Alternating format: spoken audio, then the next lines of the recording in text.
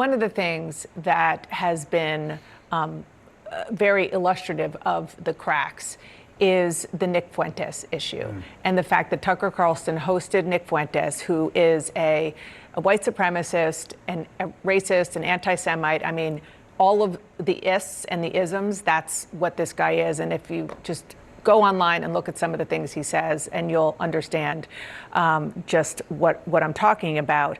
The president, I asked Marjorie Taylor Greene about him, and she just said it's up to Tucker, and she distanced herself from his views. President Trump did not distance himself from Nick Fuentes' views. Listen to what he said. We've had some great interviews with Tucker Carlson, but you can't tell him who to interview. I mean, if he wants to interview Nick Fuentes, I don't know much about him, but if he wants to do it, get the word out. Let him, people have to decide. Ultimately, people have to decide. Now, he did have dinner with Nick Fuentes and Kanye West at Mar-a-Lago, which he was reminded of. I want to show this. This is Nick Fuentes saw what the president said or didn't say, and he said this. Thank you, Mr. President. I mean, it's pretty remarkable. I mean, for Trump to say, I don't know who he is come on. I mean, this is the leader of his party. This is someone who consumes so much media. This is something that has been dividing his base so intensely since Tucker Carlson had this interview. So that is just doesn't seem any bit of reality, but also, I guess, not a total surprise. But, the president also talked about, I had dinner with him and Kanye West. Kanye West has also spewed terrible anti-Semitic rhetoric, just like Nick Fuentes, and Trump didn't seem to distance himself from that. But I think this is indicative of him not wanting to stop the fractures within the MAGA movement that are becoming wider and wider by the day. Yeah, and if you remember during the campaign, after that dinner with Nick Fuentes and Kanye West at Mar-a-Lago, there was a large freak out within Trump's senior staff trying to put in new protocols. I wrote about this in my book at the time. They were really concerned that people were getting to Trump, and they set up protocols to try to keep those sorts of people away from him.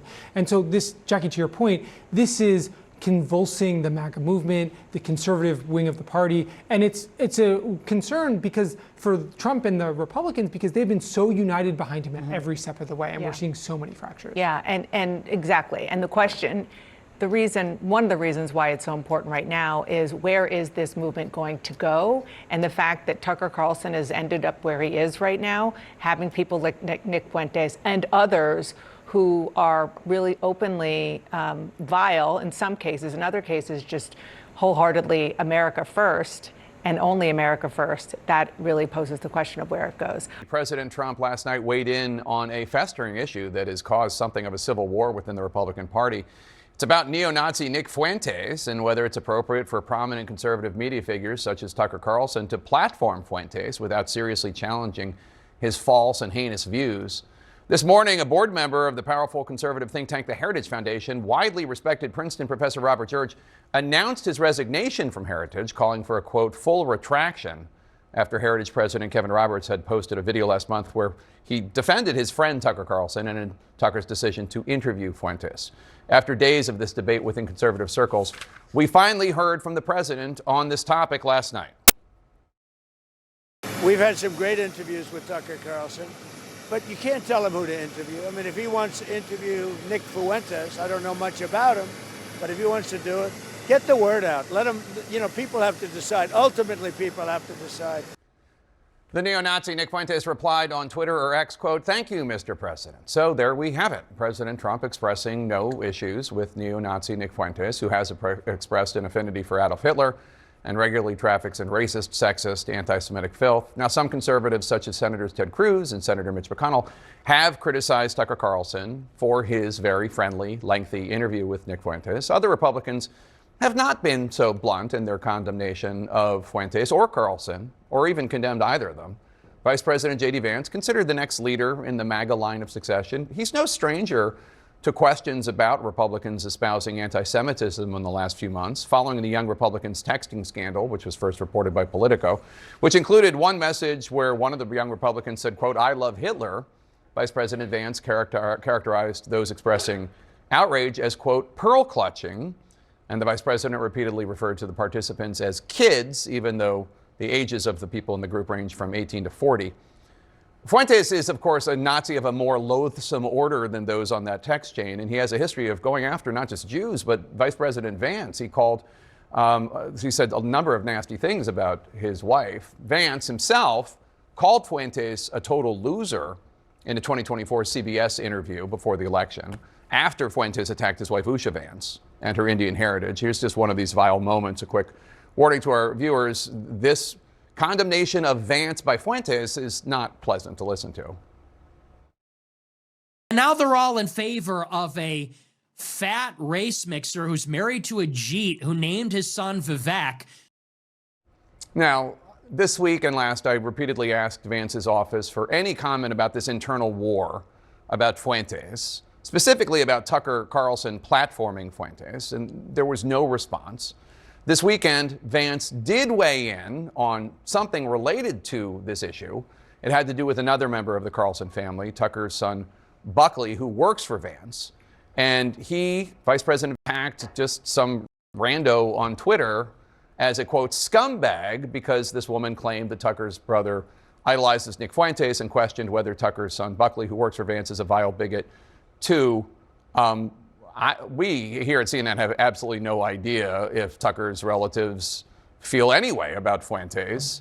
But it is clear from recent Twitter posts that his brother, also named Buckley, supports Tucker's platforming of Fuentes. Again, in August 2024, a few months before being elected, Vice President Vance condemned Fuentes. But since then, since the inauguration, Vice President Vance has weighed in on these issues only to defend people using anti-Semitic or racist language. He certainly hasn't called any of them scumbags. So on this Republican civil war, on whether it's okay to platform Nazis or espouse anti-Semitism, President Trump has weighed in, as has Vice President Vance. President Trump clearly leaning on the idea of free speech to make his point. Yet at the same time, Trump, of course, has no problem trying to get comedians who make fun of him fired. Clearly, neither President Trump nor Vice President Vance are shy about attacking or insulting anyone they don't like. They have opted to not do so when it comes to Nazis like Nick Fuentes. At a time when hate crimes against Jewish Americans are only rising in the United States, the president and the vice president, when it comes to this civil war, they've made their views clear. They're not going to condemn Nazis. They're not going to condemn those who platform them. My panel joins me now. Thanks so much. Why is this so tough, Ashley Davis? Why like, I mean, by the way, we should note, obviously, this is going on to a lesser extent at this current moment on the left as well. Well, absolutely. I mean, listen, anti-Semitism in this country, I feel, has been at the forefront more so in the last 3 years than it has been in the, in my adult life. And I think it needs to stop. I mean, we have it on on both sides. Yes, we have it on the extreme left.